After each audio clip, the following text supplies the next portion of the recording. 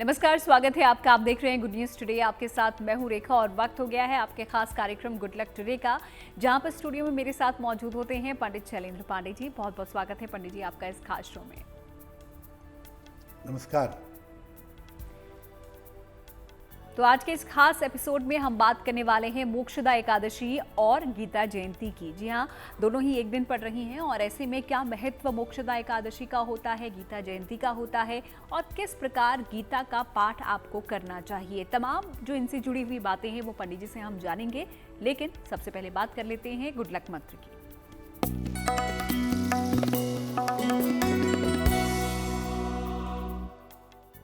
मोक्षदा एकादशी के दिन गीता की पुस्तक का दान जरूर करिए। गीता की एक नई प्रति, एक नई पुस्तक खरीदिए। किसी विद्वान आदमी को, किसी धर्म स्थान पर या किसी मुमुक्षु को, जिज्ञासु को गीता की पुस्तक का दान करिए। उसको पढ़ने के लिए प्रेरित करिए। इससे आपकी गलतियों का प्रायश्चित होगा और आपको पापों से मुक्ति मिलेगी। तो चलिए इस एक प्रयोग से आप भी अपना गुड लक बढ़ा सकते हैं। फिलहाल आगे बढ़ते हैं और 3 दिसंबर का पंचांग आप पंडित जी से जान लेते हैं।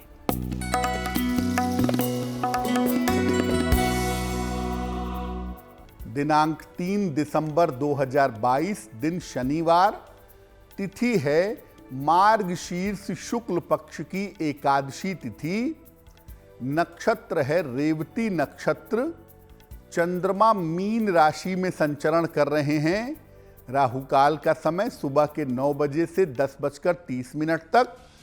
पूर्व दिशा की तरफ यात्रा करने की मनाही है, लेकिन अगर यात्रा करना जरूरी है, मजबूरी है, तो जरा सा घी खाकर और भगवान का स्मरण करके यात्रा करेंगे तो मुश्किल से बचे रहेंगे। तो चलिए गुड लक मंत्र पंडित जी ने यहाँ पर आपको दे दिया है और साथ ही साथ पंचांग भी आपने जान लिया है। फिलहाल कार्यक्रम को आगे बढ़ाते हैं और बात आज के विषय की कर लेते हैं, जहाँ पर हम पंडित जी से जानने वाले हैं मोक्षदा एकादशी और गीता जयंती के बारे में। लेकिन सबसे पहले मोक्षदा एकादशी पर आते हैं और इसका महत्व क्या है ये जानते हैं पंडित जी। जैसा कि इसका नाम है मोक्षदा, यानी मोक्ष देने वाली, तो मोक्ष देने वाली मोक्षदा एकादशी का महत्व क्या है? मोक्षदा एकादशी आती है मार्गशीर्ष शुक्ल पक्ष की एकादशी तिथि पर।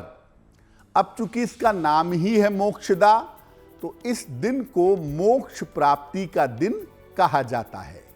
और ये दिन इतना ज्यादा पवित्र है, इतना ज्यादा मूल्यवान है कि इसी दिन भगवान कृष्ण ने अर्जुन को गीता का ज्ञान दिया था। इसीलिए मोक्षदा एकादशी पर गीता जयंती भी मनाई जाती है। गीता का ज्ञान एक ऐसा ज्ञान है जो हजारों सालों से आज भी नया है, आज भी पवित्र है। और वो पवित्रता की जो शुरुआत हुई थी वो मोक्षदा एकादशी पर हुई थी। अगर आप मोक्षदा एकादशी पर व्रत उपवास रखते हैं, गहन साधना करते हैं, भगवान की शरण में जाते हैं, तो आपको मोक्ष की प्राप्ति होती है। और मोक्षदा एकादशी पर दान का जो फल है वो अनंत गुना मात्रा में प्राप्त होता है। यानी अगर आप मोक्षदा एकादशी पर दान करते हैं तो अनंत गुना फल आपको मिलते हैं। इस बार मोक्षदा एकादशी 3 दिसंबर को है। 3 दिसंबर को इसका पालन किया जाएगा और अपने पापों का प्रायश्चित किया जाएगा और मोक्ष की प्राप्ति की जाएगी। तो मोक्षदा एकादशी के बारे में पंडित जी ने यहाँ पर हमको समझाया कि इसका महत्व क्या होता है, क्यों यहाँ पर मनाया जाता है। फिलहाल आगे बढ़ते हुए अब राशियों पर नजर डाल लेते हैं और देखते हैं मेष, वृष और मिथुन राशि का दैनिक राशिफल।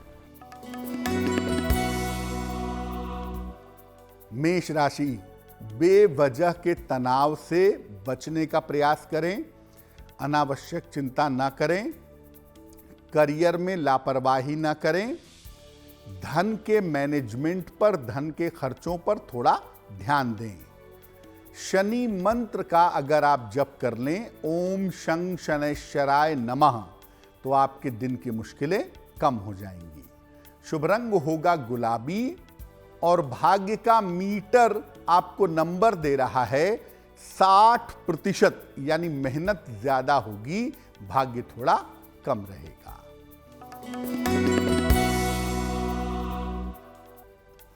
वृषभ राशि, धन की स्थिति आपकी अच्छी रहेगी, संतान पक्ष की आपके उन्नति होगी, रुके हुए तमाम काम आपके पूरे होंगे। अगर किसी निर्धन व्यक्ति को धन का दान कर दें, आपका दिन और भी ज्यादा शुभ होगा। शुभ रंग होगा फिरोजी और भाग्य का मीटर आपको नंबर दे रहा है 70%, यानी मध्यम भाग्य आपके साथ बना रहेगा।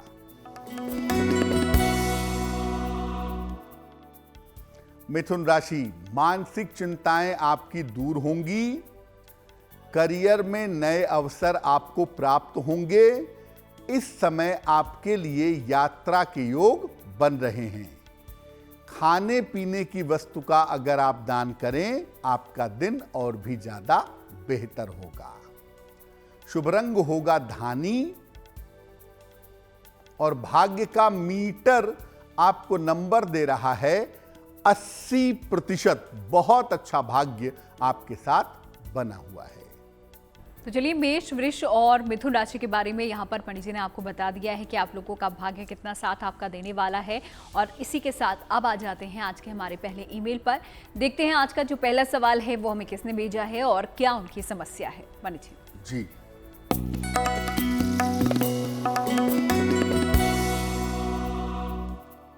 पहला जो मेल है वो प्रसन्नजीत भट्टाचार्य जी ने हमें लिखा है। पश्चिम बंगाल, कोलकाता से लिखते हैं ये। इनकी जन्म की तारीख है 5 अप्रैल 1954। जन्म का समय है दोपहर के 1:40 और जन्म का स्थान है कोलकाता, पश्चिम बंगाल। प्रसन्नजीत जी लिख रहे हैं कि स्वास्थ्य की समस्याओं से काफ़ी परेशान हैं। पिछले 1 साल से कोई ना कोई समस्या लगी रह रही है, तो इससे छुटकारे का उपाय क्या है। दूसरा ये पूछ रहे हैं कि आने वाले समय में आर्थिक स्थिति कैसी रहेगी, कहीं ऐसा तो नहीं कि फाइनेंशियली बहुत मुश्किल हो जाएगी। प्रसन्नजीत जी, आपकी जो कुंडली बनती है उसके हिसाब से शारीरिक समस्याओं की स्थिति इतनी ज़्यादा नहीं है जितनी ज़्यादा मानसिक समस्याओं की है। और पिछले 1 साल से जिन समस्याओं से आप जूझ रहे हैं, उन समस्याओं में मानसिक समस्याएं ज़्यादा दिखाई देती हैं, साइकोलॉजिकल इश्यूज ज़्यादा हैं। तो सबसे पहले आप अपने मन को मजबूत करें और ये बात समझ लें कि आपको कोई बड़ी बीमारी है भी नहीं और होने की संभावना भी नहीं है। दूसरी बात, आर्थिक स्थिति को लेकर बिल्कुल चिंता ना करें। जितना जीवन में आवश्यक है उससे ज़्यादा ही पैसा आपके पास रहेगा। अपने जीवन की, अपने परिवार की जो आवश्यकताएं हैं उसको बेहतर तरीके से पूरा कर पाएंगे। अच्छे स्वास्थ्य और अच्छी आर्थिक स्थिति के लिए क्या करें? एक पन्ना बनवा करके पहन लीजिए, लगभग 6 से 8 रत्ती का पन्ना, चांदी की अंगूठी में, दाहिने हाथ की सबसे छोटी उंगली में। बुधवार की शाम को पन्ना बनवा करके धारण करें, आपको लाभ होगा। और दूसरा काम, रोज सुबह स्नान करके इत्मीनान से बैठ करके एक बार अगर आप विष्णु सहस्त्र नाम का पाठ करें तो आपकी मुश्किलें हल हो जाएंगी। तो सवाल हम आप लोगों के लेते हैं, हर रोज़ कार्यक्रम में हम हाजिर होते हैं और आपकी समस्याओं को सुनते हैं, उनका समाधान पंडित जी आपको बताते हैं। तो अगर आपकी भी कोई समस्या है जिसका समाधान आप चाहते हैं, पंडित जी से पूछना चाहते हैं, अपना सवाल लिख भेजिए हमें। ईमेल आईडी आपको आपकी स्क्रीन पर नजर आ रही होगी। फिलहाल आगे बढ़ते हैं, क्योंकि मोक्षदा एकादशी के बारे में पंडित जी हमें बता रहे हैं, इसके महत्व के बारे में उन्होंने हमें समझाया। अब आ जाते हैं पूजा उपासना पर। तो इस दिन आपको किस प्रकार और कैसे उपासना करनी चाहिए, आइए जानते हैं। मोक्षदा एकादशी पर की गई साधना, की गई उपासना, की गई प्रार्थना बड़ी मूल्यवान होती है और ये आपको मोक्ष के रास्ते तक ले जाती है। कैसे उपासना करेंगे मोक्षदा एकादशी पर? प्रातः काल स्नान करके 10 बजे के पहले नहा करके सूर्य भगवान को जल चढ़ाइए। इसके बाद पीले वस्त्र धारण करके भगवान कृष्ण की पूजा करिए। उन्हें पीले फूल, पंचामृत और तुलसी दल अर्पित करिए और इसके बाद भगवान कृष्ण के मंत्रों का जप करिए, जैसे ओम क्लीं कृष्णाय नमः, क्लीं कृष्ण क्लीं, ओम नमो भगवते वासुदेवाय। किसी भी मंत्र का जप करें या कृष्ण का नाम ही एक मंत्र है, कृष्ण कृष्ण कृष्ण कृष्ण, इस नाम का जप करें, या आप चाहें तो भगवत गीता का पाठ भी कर सकते हैं। इसके अलावा किसी निर्धन व्यक्ति को वस्त्रों का या अन्न का दान करना भी बहुत शुभ होता है। मोक्षदा एकादशी पर दान जरूर करना चाहिए। वैसे तो निर्जल उपवास रखना उत्तम होता है, बिना जल के उपवास रखना चाहिए, लेकिन आवश्यकता है, अगर स्वास्थ्य पूरी तरह से ठीक नहीं है तो लिक्विड लेकर और फल खाकर भी आप उपवास रख सकते हैं। मोक्षदा एकादशी पर हो सकता है कि आप उपवास रख ही ना पाएं, फल खाकर भी, जल पीकर भी। ऐसी स्थिति में सात्विक भोजन करिएगा, प्याज, लहसुन इत्यादि का प्रयोग मत करिएगा, सात्विक भोजन करिएगा और इस दिन ज़्यादा से ज़्यादा भगवान कृष्ण की पूजा करिएगा, आपके लिए बहुत शुभ रहेगा। तो मोक्षदा एकादशी पर किस प्रकार आपको उपासना करनी है, किन चीज़ों का ध्यान आपको रखना है, किसकी उपासना करनी है, ये पंडित जी ने आपको बता दिया है, तो आप भी ये कर सकते हैं। आगे बढ़ते हैं और अब अगली 3 राशियों के बारे में जान लेते हैं और ये 3 राशियां हैं कर्क, सिंह और कन्या राशि। पंडित जी। कर्क राशि, जिस काम के लिए आप बहुत समय से प्रयास कर रहे हैं उस काम में आपको सफलता मिलेगी। आर्थिक पक्ष आपका अच्छा रहेगा। पारिवारिक समस्याएं आपकी निश्चित रूप से हल होंगी। पीपल के वृक्ष में अगर आप जल अर्पित कर दें तो आपका दिन और भी ज्यादा बेहतर होगा। शुभ रंग होगा पीला और भाग्य का मीटर आपको नंबर दे रहा है 75%, यानी उत्तम भाग्य आपके साथ बना हुआ है।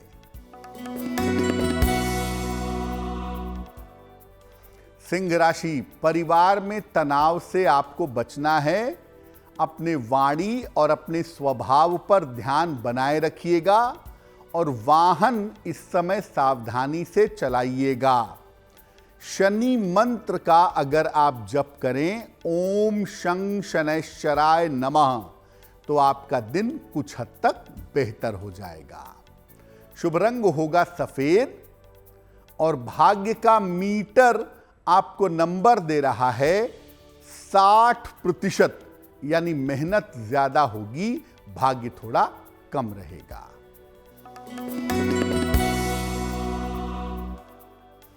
कन्या राशि, काम की अधिकता दिखाई दे रही है। धन की स्थिति आपकी अच्छी बनी रहेगी। किसी अतिथि का इस समय आगमन होगा। किसी निर्धन व्यक्ति को अगर धन का दान कर दें, आपका दिन और भी ज्यादा शुभ होगा। शुभ रंग होगा लाल और भाग्य का मीटर आपको नंबर दे रहा है 70%, यानी मध्यम भाग्य आपके साथ बना हुआ है। तो चलिए, ये तो हो गया कर्क, सिंह और कन्या राशि के जातकों का भाग्यफल और वक्त हो जाता है अब अगले सवाल का। देखते हैं अगला ईमेल हमें किसका है और क्या उनकी समस्या है, उनके लिए क्या समाधान पंडित जी लेकर आए हैं। पंडित जी। जी,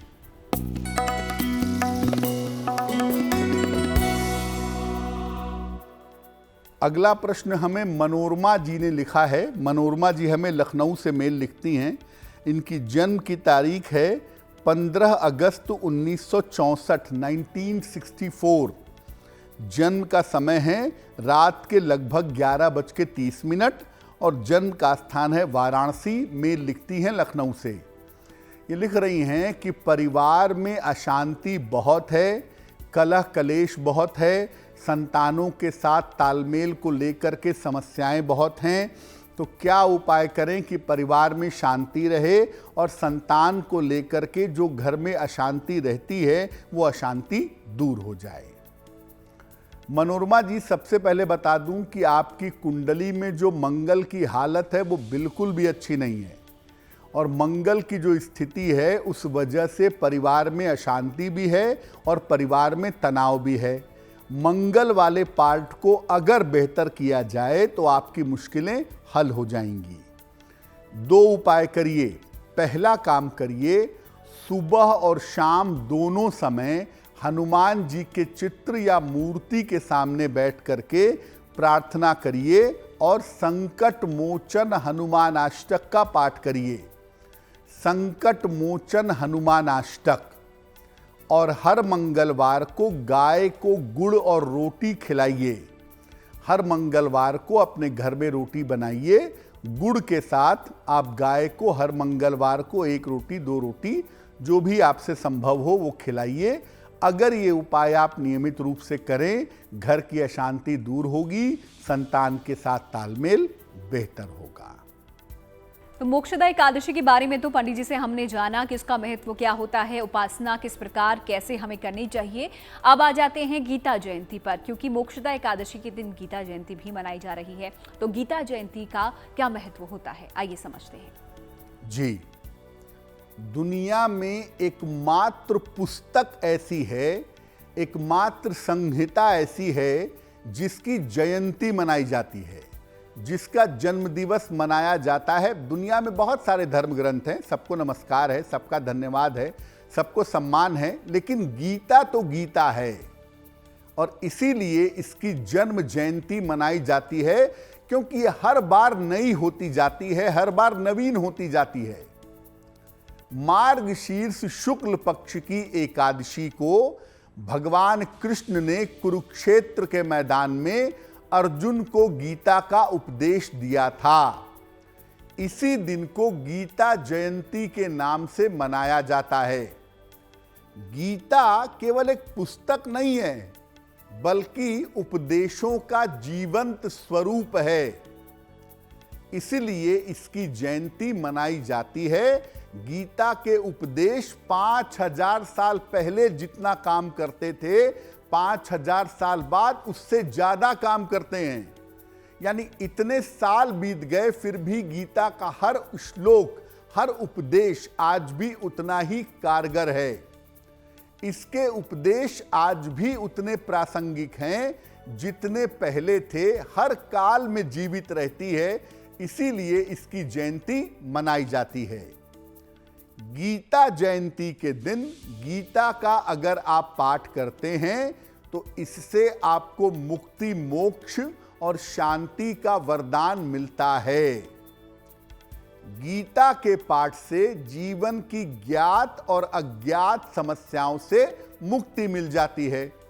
आप जीवन में कभी भी कठिनाई में पड़िए, आप गीता की पुस्तक जहां से मन करे वहां से खोल लीजिए, जहां से मन करे, और जो श्लोक सामने आए उसको पढ़िए, आपको समाधान मिल जाएगा। कोई भी समस्या हो जीवन की, चाहे वो भौतिक हो, चाहे वो शारीरिक हो, चाहे वो मानसिक हो, आपको हर तरह की समस्या का सही समाधान बिना किसी लाग लपेट के अगर कहीं मिलेगा तो वो गीता में मिलेगा। और गीता पे तमाम विद्वानों ने, तमाम आचार्यों ने अपनी व्याख्या भी लिखी है, तो आप व्याख्या भी पढ़ सकते हैं अगर आपको सही व्याख्या मिले। नहीं तो जो ओरिजिनल गीता है, जिसमें श्लोक और उसके अर्थ दिए होते हैं, एक एक श्लोक को पढ़िए और उसको सोचिए एक एक दिन तक। अगर आप ऐसा करते हैं तो आप गीता को जीवन में उतार पाएंगे, और जब गीता आपके जीवन में उतरेगी तो आपको मुक्ति और मोक्ष प्राप्त करने से कोई नहीं रोक सकता। चलिए, गीता जयंती के महत्व के बारे में भी यहाँ पर पंडित जी ने आपको समझा दिया है। फिलहाल आगे बढ़े उससे पहले आपको बता दें कि कुछ ही देर में आपके लिए हम लेकर आएंगे एक महा उपाय, और साथ ही साथ जानेंगे शुभ पहर और गुड लक राशि के बारे में भी। लेकिन उससे पहले जान लेते हैं अगली 3 राशियों का भाग्य फल, और ये राशियां हैं तुला, वृश्चिक और धनु राशि। तुला राशि, स्वास्थ्य में आपके सुधार होता दिखाई दे रहा है। सेहत बेहतर स्थिति में दिख रही है।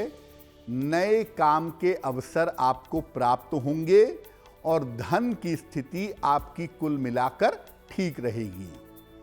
पीपल के वृक्ष में अगर आप जल अर्पित करें, आपका दिन और भी ज्यादा बेहतर होगा।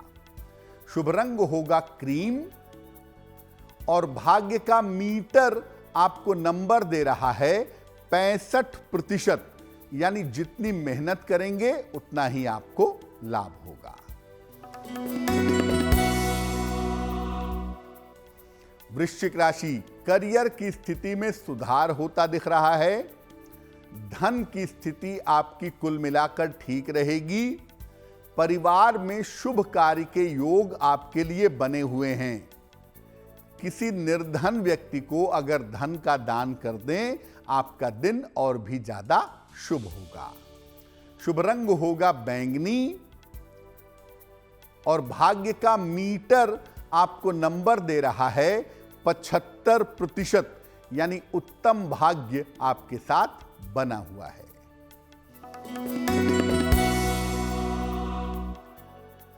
धनु राशि, जिम्मेदारियां आपकी बढ़ेंगी। ऑफिस में बेवजह का तनाव हो सकता है। चोट चपेट लग सकती है, उससे सावधान रहिएगा। शनि मंत्र का अगर आप जप करें, ओम शं शनैश्चराय नमः, तो आपका दिन और भी ज्यादा बेहतर होगा। शुभ रंग होगा नीला और भाग्य का मीटर आपको नंबर दे रहा है 60%, यानी मेहनत ज्यादा होगी, भाग्य थोड़ा कम रहेगा।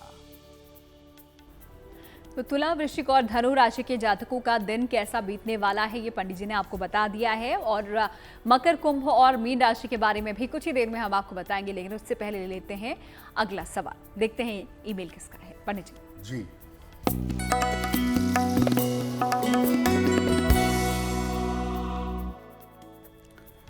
अगला मेल हमें कृष्ण कुमार जी ने लिखा है। कृष्ण जी हमें मेल लिखते हैं हाथरस, उत्तर प्रदेश से। इनकी जन्म की तारीख है 8 फरवरी 1990, 1990।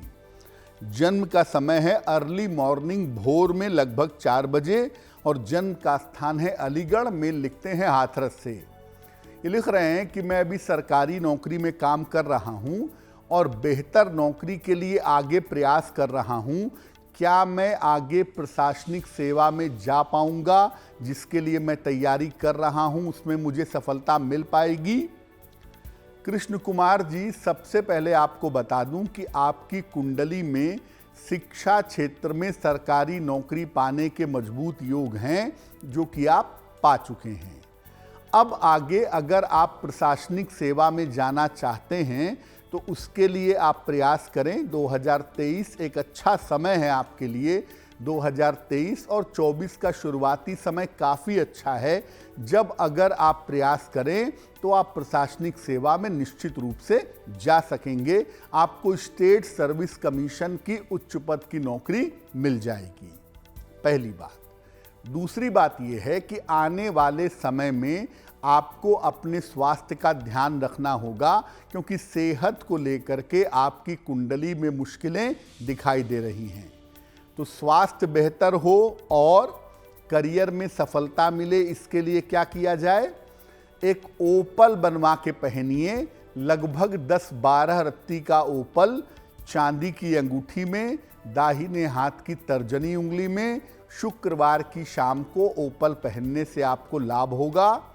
नित्य प्रातः सूर्य भगवान को जल चढ़ाएं और आदित्य हृदय स्तोत्र का पाठ करें, तो आपके लिए बहुत शुभ रहेगा। तो गीता जयंती के बारे में पंडित जी ने यहाँ पर हमें बताया आपसे कुछ ही देर पहले। अब आ जाते हैं कि अब किस प्रकार गीता जयंती के दिन आपको भगवद गीता की पूजा करनी है पंडित जी। भगवद गीता की पूजा गीता जयंती पर कैसे करेंगे? एक चौकी पर पीला कपड़ा बिछाइएगा, इस पर भगवान कृष्ण की मूर्ति या उनका चित्र रखिए। लाल या पीले कपड़े में लपेट कर गीता की एक नई पुस्तक, एक नई प्रति स्थापित करिए। फल, मिठाई और पंचामृत भगवान कृष्ण को समर्पित करिए। इसके बाद पहले भगवान कृष्ण के मंत्रों का जप करेंगे। वसुदेव सुतम देवम कंस चाणूर मर्दनम देवकी परमानंदम कृष्णम वंदे जगत गुरुम। जगत गुरु मानकर उनकी पूजा करेंगे। इसके बाद गीता का पूरा पाठ करिए। आराम से 2-4 घंटे लगेंगे, आराम से पूरा पाठ करिए। अगर पूरा पाठ नहीं कर पाते तो गीता के 11वें अध्याय का, जिसमें भगवान कृष्ण के विश्व रूप का दर्शन है, 11वें अध्याय का पाठ करिएगा। इसके बाद गीता जी की आरती करिएगा और अपनी कामना पूर्ति की प्रार्थना करिएगा। दुनिया में बहुत सारे देवी देवताओं की पूजा होती है, बहुत सारे धर्माचार्यों की, धर्म गुरुओं की भी पूजा होती है, लेकिन जो आश्वासन कृष्ण ने गीता में दिया है ईश्वर बन करके या ईश्वर के स्वरूप में आकर के, वो आश्वासन आपको कहीं नहीं मिल सकता। कृष्ण गीता में कहते हैं, अनन्यास चिंतयन्तो माम ये जनाः पर्युपासते तेषाम नित्याभियुक्ता नाम योगक्षेमम वहाम्यहम। यानी जो मेरे भक्त अनन्य भाव से मेरा भजन करते हैं, उनके योग और क्षेम का मैं वहन करता हूं, अर्थात जो उनके पास नहीं है वो उन्हें प्रदान करता हूं और जो उनके पास है उसकी मैं रक्षा करता हूं। एक और श्लोक में कृष्ण कहते हैं, सर्वधर्म परित्यजम मामेकम शरणम ब्रज अहम त्वाम सर्व पापेभ्यो मोक्षयिष्यामि मा शुचः। यानी सारे रास्ते छोड़ करके अगर मेरी शरण में आओगे तो मैं तुम्हारे सारे पापों से तुम्हें मुक्त कर दूंगा। इतना बड़ा आश्वासन सिर्फ कृष्ण दे सकते हैं, जो भगवत गीता में उन्होंने दिया है। इसलिए साल भर तो शायद ही आप पढ़ते हों, लेकिन कम से कम गीता जयंती के दिन एक बार आत्मा से, प्रेम से, हृदय से गीता पढ़ने का प्रयास जरूर करिए। तो गीता जयंती के दिन गीता पूजन आपको किस प्रकार करना है और किन चीज़ों का ध्यान आपको इस दौरान रखना है, ये पंडित जी से आपने समझा। आइए अब आगे बढ़ते हैं और मकर, कुंभ और मीन राशि के बारे में पंडित जी से जान लेते हैं। पंडित जी, मकर राशि, कोई शुभ सूचना इस समय आपको मिल सकती है और ये सूचना आपके करियर की होगी, ऐसा लग रहा है। करियर में लाभ के योग भी बन रहे हैं और इस समय आपको रुका हुआ धन भी प्राप्त होगा। खाने पीने की वस्तु का अगर आप दान करें, आपका दिन और भी ज्यादा बेहतर होगा। शुभ रंग होगा धानी और भाग्य का मीटर आपको नंबर दे रहा है 70%, यानी मध्यम भाग्य आपके साथ बना हुआ है।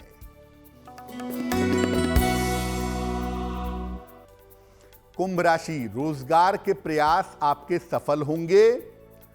धन का लाभ आपके साथ बना रहेगा। आपकी तमाम मानसिक चिंताएं इस समय दूर होंगी। किसी निर्धन व्यक्ति को अगर धन का दान कर दें, आपका दिन और भी ज्यादा शुभ होगा।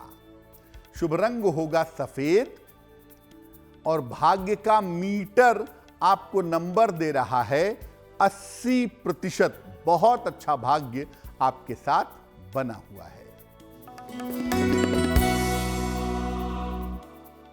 मीन राशि, मानसिक चिंताएं आपकी समाप्त होंगी।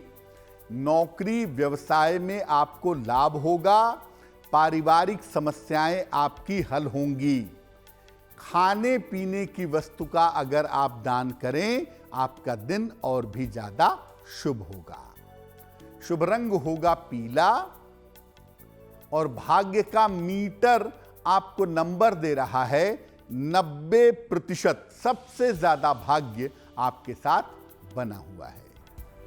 तो मोक्षदा एकादशी और गीता जयंती के बारे में यहाँ पर पंडित जी आज हमें जानकारी दे रहे हैं। और गीता जयंती की अगर यहाँ पर पंडित जी हम बात कर रहे हैं, अमूमन हमने देखा है कि लोग गीता पढ़ नहीं पाते, थोड़ी मुश्किल उन्हें आती है। तो आम लोग यहाँ पर अगर गीता का पाठ करना चाहे तो सही तरीका क्या होता है, सरल तरीका क्या होता है गीता पाठ का? बिल्कुल, देखिए गीता वास्तव में तब आपको समझ में आएगी जब आप गीता जैसी स्थिति में पहुंच जाएंगे। पहली बात तो ये है, यानी जिस तरह से भगवान कृष्ण ने अर्जुन को उपदेश दिया, अर्जुन की स्थिति क्या थी? कंफ्यूज्ड, समझ में नहीं आ रहा था कि जिंदगी में किस रास्ते पे आगे बढ़ूं। जब आप इस स्थिति में पहुंच जाएंगे तो गीता आपको ऑटोमेटिकली समझ में आने लगेगी। दूसरा यह है कि सामान्य स्थितियों में आप गीता को एक बार में ही पढ़ के समझने का प्रयास मत करिए। गीता कहीं से भी उठाइए। मैं ये नहीं कहूंगा कि पहले अध्याय से एक एक श्लोक पढ़ते जाइए, क्योंकि ऐसा नहीं है। गीता कहीं से भी उठाइए, गीता की पुस्तक में कोई भी अध्याय खोलिए, जो भी आपको समझ में आए वो अध्याय खोलिए और एक एक श्लोक को पहले पढ़िए और उसके नीचे जो हिंदी अर्थ दिया है वो भी पढ़िए। तब जाकर के आपको धीरे धीरे गीता समझ में आएगी और एक ही अध्याय को कई बार पढ़िए। जब आप ऐसा धीरे धीरे करेंगे तब आप गीता को अपने अंदर उतार पाएंगे। और यकीन मानिए कि अगर गीता आपको समझ में आने लगे तो आपको जीवन में ज़्यादा ईश्वर प्राप्ति के लिए प्रयास नहीं करना पड़ेगा, आप ऑटोमेटिकली उस रास्ते पे चलना शुरू कर देंगे। गीता पर बहुत सारे लोगों ने टीकाएं लिखी हैं, बड़े विद्वानों ने लिखी हैं। लोकमान्य बाल गंगाधर तिलक ने लिखी है, परमहंस योगानंद ने लिखी है, रजनीश ओशो ने गीता पर टीका की है। तमाम लोगों की गीता पर टीका उपलब्ध है जो आपको सरलता से समझ में आएगी। अगर आप टीका के माध्यम से समझना चाहें तो उस माध्यम से भी आप गीता को समझ सकते हैं। लेकिन एक आदत बनानी होगी कि भाई सुबह के समय 15 मिनट समय देंगे, एक श्लोक या 2 श्लोक पढ़ेंगे, और रात में सोने के पहले 15 मिनट समय देंगे, 1 श्लोक 2 श्लोक पढ़ेंगे। अगर आप गीता पर अभ्यास करने लगते हैं तो यकीन मानिए आपको ज़्यादा वेद और उपनिषद पढ़ने की ज़रूरत नहीं पड़ेगी, क्योंकि गीता का मतलब है कि वो उपनिषदों का निचोड़ है। ईश्वर प्राप्ति करने के लिए, ईश्वरोपलब्धि के लिए और भौतिक जीवन में सफलता के लिए गीता का कोई जवाब नहीं है। और इसी के साथ वक्त हो जाता है आज के हमारे आखिरी ईमेल का भी। देखते हैं आखिरी सवाल हम किसका लेने वाले हैं, पंडित जी।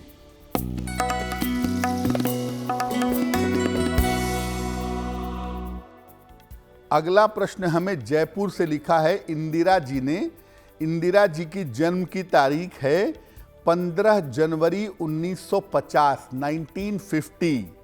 जन्म का समय है सुबह के लगभग 6 बजे और जन्म का स्थान है जयपुर, राजस्थान। इंदिरा जी लिख रही हैं कि एक प्रॉपर्टी को लेके परिवार में काफ़ी समय से मुकदमा चल रहा है। ये मुकदमा कब हल होगा और इनको इनकी प्रॉपर्टी का लाभ कब तक हो पाएगा, इस बारे में जानना चाहती हैं। इंदिरा जी, आपकी कुंडली के हिसाब से अभी लगभग 1 साल का समय बाकी है। 2024 के शुरुआती समय में, फरवरी 2024 के बाद ये संभावना बनती है कि आपको आपकी संपत्ति का लाभ होगा। आपसी सुलह समझौते से ये मामला हल हो जाएगा और जो आपकी संपत्ति का हिस्सा है वो निश्चित रूप से आपको प्राप्त होगा।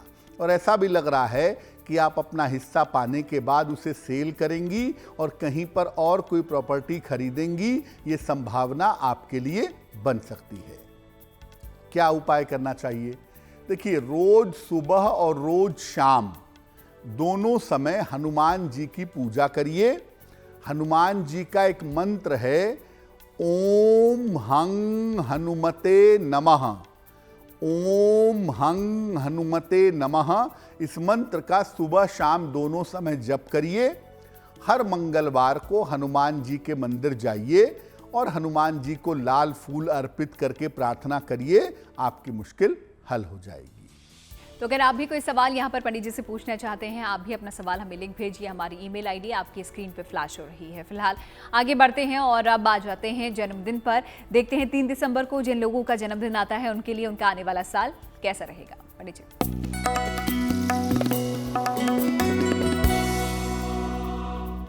जिन लोगों का जन्मदिन 3 दिसंबर को है, उन्हें हम सबकी तरफ से जन्मदिन की हार्दिक शुभकामनाएं। आने वाले वर्ष में आपके स्वास्थ्य में सुधार होगा, करियर में बड़े बदलाव और लाभ के योग आपके लिए बन रहे हैं। धन की स्थिति आपकी कुल मिलाकर ठीक रहेगी और कर्जे से आपको छुटकारा मिलेगा। अगर आप अविवाहित हैं तो इस साल में आपकी शादी भी हो सकती है, आपका विवाह भी हो सकता है। क्या करेंगे? पूरे साल भर बृहस्पति देव के मंत्रों का जप करें। ओम ब्रीम बृहस्पतये नमः।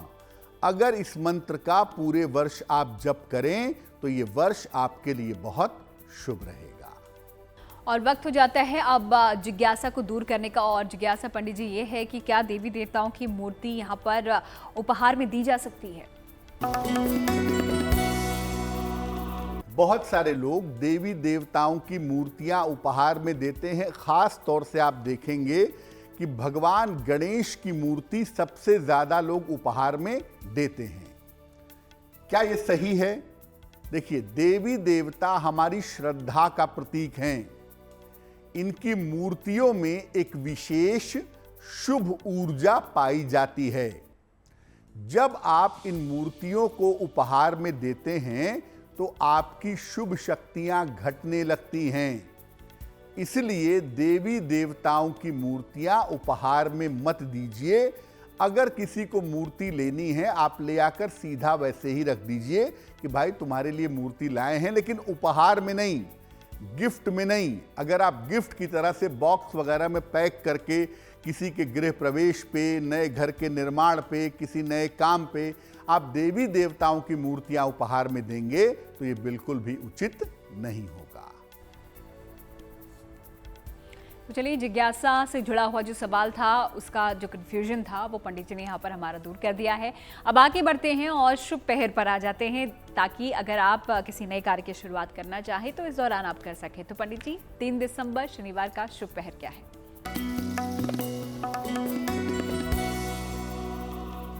बात करते हैं शुभ पहर की। दिनांक 3 दिसंबर 2022, दिन शनिवार। शुभ पहर का समय है शाम को 6 बजे से 7:30 के बीच में। इस समय में श्रीमद् भगवद गीता के 11वें अध्याय का पाठ करिएगा। इससे आपके जीवन की तमाम रुकावटों का समाधान होगा और ईश्वर की कृपा आपको प्राप्त होगी। लेकिन करेंगे शुभ पहर में ही। दिनांक 3 दिसंबर शनिवार शाम को 6 बजे से 7:30 के बीच में। और चलिए, अब आगे बढ़ते हुए वक्त हो जाता है आपकी राशि यानी कि गुड लक राशि के बारे में जानने का। देखते हैं आज कौन सी राशि के बारे में पंडित जी हमें जानकारी देने वाले हैं। पंडित जी, हम आपको अलग अलग राशियों के मन की स्थिति के बारे में बता रहे हैं और उसी क्रम में आज की जो गुड लक राशि है वो है कन्या। कन्या राशि के लोग कुछ मामलों में मन से मजबूत होते हैं और कुछ मामलों में मन से कमजोर होते हैं। जब अपने परिवार की बात आती है तो इनका मन कमजोर हो जाता है, वहां पर मजबूत डिसीजन नहीं ले पाते। अदरवाइज ये सामान्यतः मानसिक रूप से मजबूत होते हैं। कन्या राशि की बालिकाओं को आप देखेंगे, लड़कियों को, महिलाओं को आप देखेंगे, उनका अपने मायके से मोह बहुत ज़्यादा होता है। उसी तरह से कन्या राशि के जो पुरुष होते हैं उनका अपने माता पिता के साथ जुड़ाव ज़्यादा होता है और उनके लिए मन में एक भय की स्थिति कि उन्हें कोई दिक्कत ना हो, उनके मन में बनी रहती है। अगर आपकी राशि कन्या है और आप अपने मन की शक्ति को बढ़ाना चाहते हैं तो नियमित रूप से भगवान शिव की उपासना करिए, आपको लाभ होगा। तो चलिए, ये तो बात हो गई गुड लक राशि की, जहां पर कन्या राशि के बारे में पंडित जी ने आज हमें बताया है। कल फिर हाजिर होंगे, दूसरी राशि के बारे में आपको जानकारी देंगे, लेकिन उससे पहले आखिरी पड़ाव पर आज हम हैं और यहाँ पर पंडित जी आपको देते हैं एक महा उपाय। तो जानते हैं आज का महा उपाय क्या है।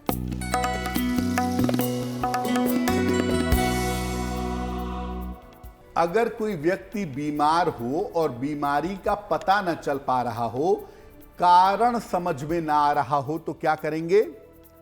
व्यक्ति के नाम से रोज सुबह और रोज शाम राम रक्षा स्तोत्र का पाठ करिए। व्यक्ति चाहे तो खुद करे, नहीं तो घर का कोई व्यक्ति करे। रोज शाम को व्यक्ति के सर से दूध वारिए, एक लोटे में या कटोरी में गिलास में दूध ले लें, 3 बार सर पर से क्लॉकवाइज या एंटी क्लॉकवाइज घुमा लें और वो दूध कुत्तों को पीने के लिए दे दें। ये उपाय लगातार 15 दिनों तक करें। बीमारी डायग्नोस होगी, बीमारी का इलाज होगा और रोगी स्वस्थ हो जाएगा। इस महाउपाय के लिए पंडित जी आपका बहुत बहुत शुक्रिया और साथ ही साथ हमारे दर्शकों को मोक्षदा एकादशी के बारे में बताने के लिए और गीता जयंती के बारे में बताने के लिए भी आपका शुक्रिया। धन्यवाद। तो गुड लक टुडे में आज फिलहाल इतना ही, फिर होंगे आपसे मुलाकात, लेकिन अच्छी खबरों के लिए आप देखते रहिए गुड न्यूज टुडे।